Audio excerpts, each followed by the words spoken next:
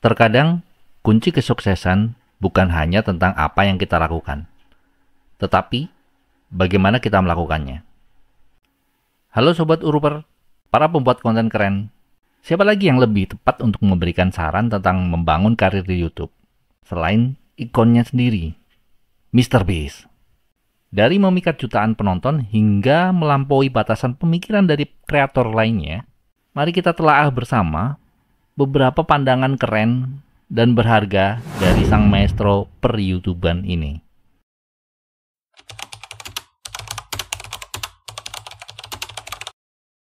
Di awal masa YouTube-nya, MrBeast terkejut saat mengetahui kenyataan bahwa ada seorang YouTuber gaming, Call of Duty, yang berpenghasilan $100.000 setahunnya. This like Call of Duty YouTuber, and they like leaked his earnings, and he had made like $100,000 a year the last few years. And I remember being like 10 and be like, "What the?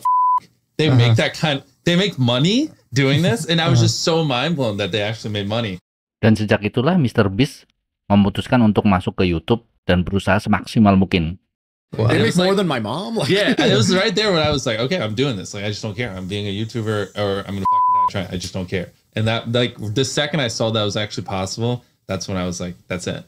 Pada saat itu belum banyak yang berminat untuk menjadi YouTuber, tapi tekad MrBeast sudah bulat untuk menaklukkan YouTube. And it's funny also talking about like obsession and stuff like this, because it's funny how it changes, right? When you're like, and maybe it's different now because social media is a little bit cooler, but when I was younger, like no one wanted to be a YouTuber. Like most people, when I was 13, 14, didn't even have phones yet. Like it was kind of like a little bit of an older thing. And maybe it's just because where I grew up, but it's funny because back then people are like, get a life, stop being a fucking nerd, like you're too obsessive, you're a weirdo. And then now it's like, oh bro, he was so obsessive, it's so great, like, right, it's seen as a positive quality. Yeah, and it's so funny, like looking back on our life, going from a fucking loser nerd who's too obsessive and won't go anywhere to like, damn, that's really inspiring.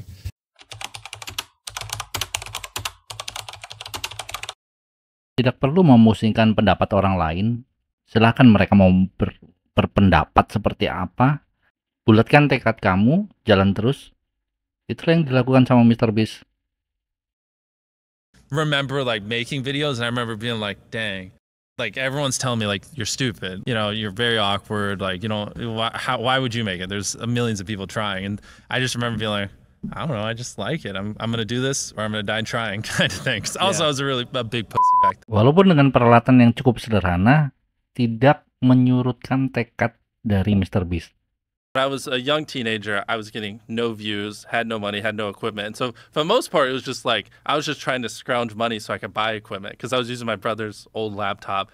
And so like my first couple hundred videos, I didn't have a microphone. Like imagine just like crackly, terrible voice. And so once I got monetized, I saved up for a few months. Like I told you, I bought a microphone. I can just give you a mile high history. And I saved up for like 6 months. I mean, I was just doing video game videos, and they were terrible. But I saved up, I got a real computer. So now I can actually record the video game in high quality. I have a microphone, I'm like 15, and I just kept going. Perlahan namun pasti akhirnya YouTube-nya semakin berkembang. Dan setiap hasil yang didapatkan dari YouTube MrBeast, dia investasikan kembali semuanya ke dalam channel YouTube yang sedang dia kembangkan. Like 8 or 9 years, like every dollar I've made, I just spent it the next month on content. I just did that every single month, and it just kept getting bigger and bigger, and here we are.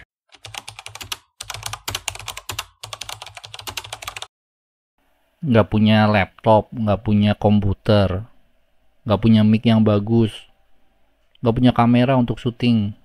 Bagi MrBeast, itu tidak pernah menjadi alasan untuk membuat dia berhenti membuat konten YouTube. And when I first started, I got 100,000 subscribers with an iPhone. And this is an iPhone 5 that recorded in 30 FPS, terrible quality. So as you guys know, like equipment's never an excuse because like people were constantly roasting me for the quality when I first blew up. I was like, I don't have money, I don't know what to do. But then, you know, I just reinvested every dollar I made, and over like the last, you know, whatever, 8 years, just slowly grew into whatever I do now.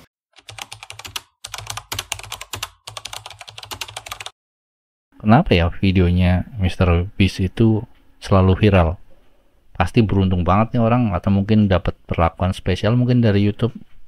Coba kita dengar apa kata MrBeast. So many people say it's luck, and they're like, you're just lucky or this or that, but what do we have to? Probably like 1,000 videos over 10 million views. Like we don't ever have a dud. Like you can call it luck, but I think it can be trained.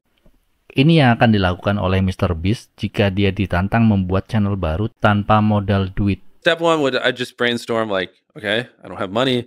What are some viral things? Like, I mean, the first thing that comes to my mind is something as simple as when I counted to 100,000, which is what I did do when I was poor. And like that worked. But like, what's something like that I could do that would be even more attention grabbing? Jadi sebenarnya seberapa penting brainstorm itu? If I don't have what I have in my head, then I would say just fail. Like just a lot of people get analysis paralysis and they'll just sit there and they'll plan their first video for 3 months. And I'm any of you listening, if you, especially if you have 0 videos on your channel, your first video is not going to get views.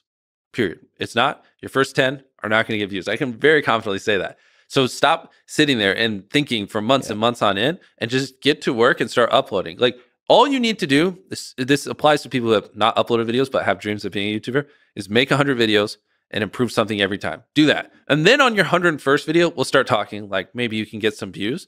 Bagaimana caranya untuk improve di setiap video yang kita upload? The second one, just, I don't know, put more effort into the script. The third one, try to learn a new editing trick. The fourth one, try to figure out a way that you can have better inflections in your voice. The fifth one, try to, study a new thumbnail tip and implement it. The sixth one, try to figure out a new title. There's infinite ways. That's the beauty of content creation online. There's literally infinite ways, from the coloring to the frame rate, to the editing, to the filming, to the production, to the jokes, to the pacing, to every little thing can be improved, and they can never not be improved. There's literally no such thing as a perfect video. Ternyata Mr. Beast juga punya video yang tidak terlalu viral.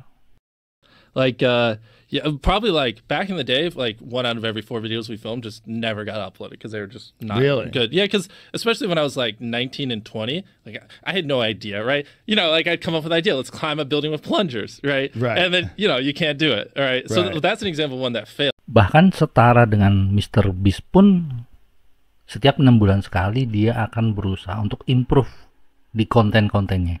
Every 6 months, you should look back and hate your videos, or at least see things you could improve and be like, oh, I could have done this better, that better. If not, then you're not learning quick enough, in my opinion, at least. Terakhir, bagi lu yang punya ilmu, gak usah takut lah untuk sharing-sharing ke orang lain.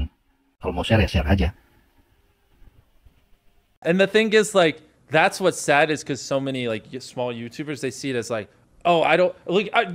I see this all the time. Like a guy with 1 million subscribers will learn something new, and they'll be like, oh, I don't want to teach my friends. Like they'll compete with me. It's like, you dumbass motherfucker. You've pulled less views in the last 3 years than like I know people have on a single video. Like you teaching him isn't going to do anything. And so like they're so like caught up in like not sharing things and being secretive.